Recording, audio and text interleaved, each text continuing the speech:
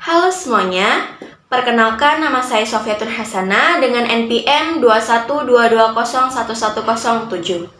Di sini saya akan menjelaskan skema dari adaptasi sel. Yuk kita mulai.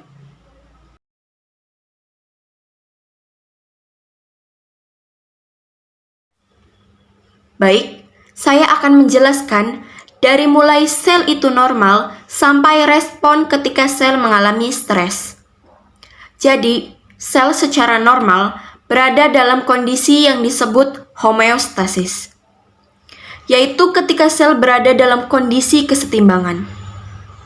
Setiap sel mempunyai kemampuan untuk merespon stres yang diterimanya. Ketika suatu sel mengalami stres, kemudian sel ini mampu menerima stres dengan baik, maka kondisi inilah yang disebut dengan adaptasi. Adaptasi ini meliputi 5 hal. Yang pertama atrofi, yaitu pengecilan ukuran sel yang disebabkan karena sel kehilangan substansi, seperti kekurangan suplai darah, nutrisi, dan stimulus endokrin. Yang kedua, hipertrofi, yaitu pertambahan atau peningkatan ukuran sel.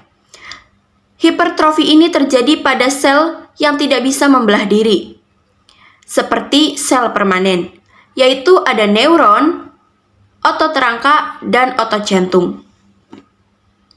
Yang ketiga, hiperplasia, yaitu peningkatan jumlah sel pada suatu jaringan sehingga terjadi peningkatan volume pada jaringan tersebut. Hiperplasia ini terjadi bersamaan dengan hipertrofi. Yang keempat, hiperplasia, yaitu perubahan suatu jenis sel menjadi jenis sel lainnya, atau bisa dikatakan transformasi suatu jenis sel matur ke jenis sel matur lainnya.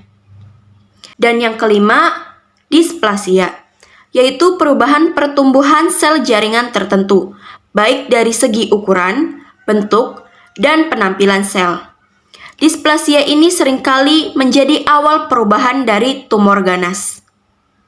Nah, kemudian ketika sel tidak mampu untuk beradaptasi, maka sel tersebut akan mengalami cedera sel.